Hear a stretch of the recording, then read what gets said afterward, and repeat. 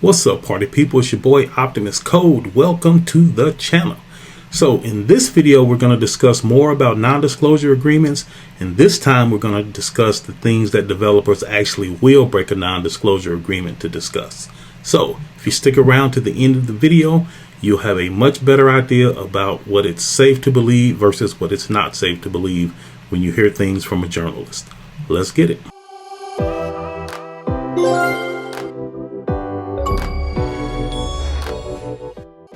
So I'm doing a whole series on non-disclosure agreements in the video game industry, and if you missed those earlier videos, I will link them in the description. In those videos, we discuss the impact of non-disclosure agreements on specifically AAA gaming studios.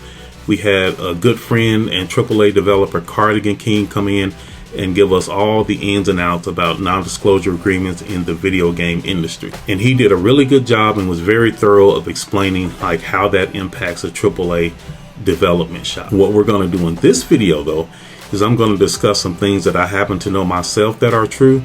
And we're going to go into a little bit more detail. Well, not more detail, but cover a different set of details than what we covered in the interviews with Cardigan King. So the question is, given that non-disclosure agreements are taken very seriously in the gaming industry and other industries as well, but this channel is focusing specifically on the impacts of things on the gaming industry. So given that non-disclosure agreements are taken very seriously in gaming, and given that there can be really severe consequences for violating one, the question then becomes, what will a developer break a non-disclosure agreement for? What are the types of things that will have a developer feel it's worth it to go out on the limb and speak about this, even though I'm really not supposed to, or even though I'm bound by a non-disclosure agreement or a working agreement, I'm not supposed to talk about this, but I think I'm going to talk about it anyway. Well, one of the main things that people in the industry will talk about, even though it's covered by a non-disclosure agreement, is a perceived injustice. And an injustice can come in many forms, right? And each person can decide for themselves what was just, what was unjust. You know, we're not going to pass judgment on people's value systems. That's not what this is. I just want you guys to understand that there is a notion of injustice that exists in each individual's mind. And it is very common for a game developer to speak to someone about an injustice that they perceive is taking place or is happening in the video game industry. And when you hear things about crunch culture or how developers are being treated, you absolutely positively should think it's safe to believe those things. Now, I'm not saying they're true. I'm not saying when you hear something bad from the gaming industry from a journalist, just automatically believe it because it's true. That's not what I'm saying at all. I am saying that it is safe to believe those types of things, or it's safer to believe those types of things than it is to believe some leaked screenshot of a secret project. Because while developers will not risk things, or rather while it's rare that a developer will risk things for their project and that would do a disservice to their team and their teammates, it is not uncommon for a developer to try to shed light on an injustice that they think is happening to themselves or to one of their teams or somewhere in the industry. So there's a report going around from Jason Schreier, who in my opinion is a fine journalist. I know he's very polarizing, and a lot of people throw a lot of shade at him depending on what he's reporting at any given time. If he's reporting something that represents your brand well, people accept him with open arms. But then when he's telling the truth about your brand, then people, criticize him and attack him. I find his reporting and his journalism to be fine, decent. Like I don't have any issues with the man or his reporting. So I guess that's neither here nor there, but I wanted to be clear that I am not one of these people that hate on Jason Schreier, and I'm also not one of these people that just adore Jason Schreier. To me, he is very good at what he does, and I'll leave it at that. I do think that he is a credible source of information. But what I can say with certainty is I know for a fact that developers will reach out to people like Jason Schreier and others who they think can get the word out on a particular thing that's happening to them, to a teammate, to an organization, or within the industry that they think people need to know about this because it's done in secret or it's hidden. And that's more along the lines of what people call whistleblowing. So it's up to each individual person's own conscience for them to decide, hey, this injustice is taking place and it's big enough that we need to get more eyes on it, stuff like that. So I can't really speak to individuals' motivations, but I can tell you with certainty that developers have and will continue to reach out to people like Jason and other credible journalists because they want that story to be told. If you pay attention to all of the things that Cardigan King said during these interviews, the main theme that ran through all of those segments was how people wanted to protect and respect the work of their peers. They wanted to respect the work of the company, to keep the company healthy, to keep the company strong, because in keeping the company strong, it also kept their friends and their teammates strong. A strong company means better assets, better conditions for the people that they work with shoulder to shoulder.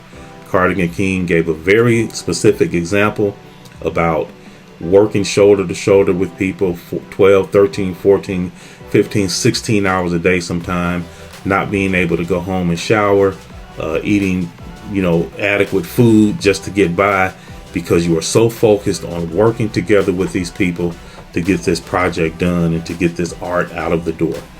And one of the things that they find the most disrespectful is when someone will violate that to go feed information to some YouTuber or some journalist just to get 15 seconds of fame or whatever it is. And the idea that you would sell out your team like that is almost impossible to come back from, because once the team has found out that you have done this, once the team finds out that you have engaged in these types of theatrics, then your ability to work again with those people is very, very reduced. And they don't want you around. And the next project, they won't want to be involved with you. They don't want you around them. They don't want you around the project. They don't want you around the team. So it's pretty easy to get ostracized when violating an NDA. But why? The reason why is because in doing so, you are hurting and disrespecting the work of your teammates. However, whistleblowing has the exact opposite. Whistleblowing is respecting your teammates. Why? Because you are shedding light on a situation or a series of situations that you think are harmful or that a developer thinks is harmful. Again, it's up to each person's own conscience to decide where that line is for them. We're not placing value or any of that stuff.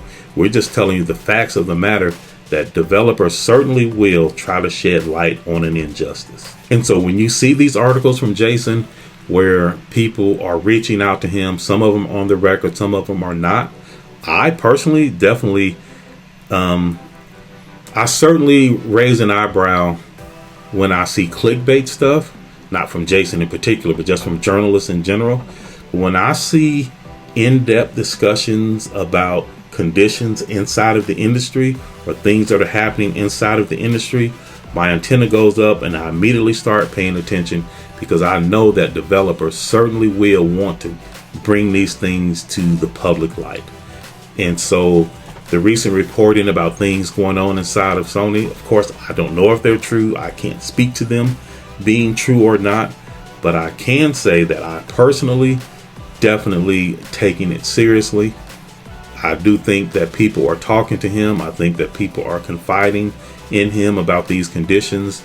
I think that the goal of them doing this is so that the higher ups can see, hey, we're doing harm. It was unintended. It was not our goal. It was not our design to cause harm. And we see now the unintended consequences of the decisions that we've made. And I think the developer's goal in sharing this information with Jason and other journalists is because they want it brought to light, and they want the decision makers in the industry to see the actual impact of decisions that they're making and moves that they're doing, so that they can then rethink those things, reconsider those things, so that they can switch course or maybe try to come up with some alternative ideas to help negate a side effect that they inadvertently created. But the whole goal of a developer that goes on the record with a journalist to shed light on injustice or perceived injustice in the industry is so that that situation can get fixed. They're not doing it for fame. They're not doing it for views. They're not doing it for clicks. They're not doing it to feed some YouTuber or any such foolishness as that. Their goal is at all times to respect the work and respect the other humans that they're working with. And if they, by breaking an NDA, can help bring relief to a teammate, a team, a project, a situation, they most certainly will. And I agree with that. Personally, I would do the exact same thing. If there is something that I can do to help improve the conditions for me and my loved ones, I certainly will do it, even if it means breaking the NDA, because the point of the NDA is protection, not harm. And sometimes one of the best ways that you can protect someone is to shed a light on a situation that is causing that person harm. Okay, so what I just said is true. I say it with certainty. I'm absolutely 100% positive that this is the case. Now, let's take the quiz.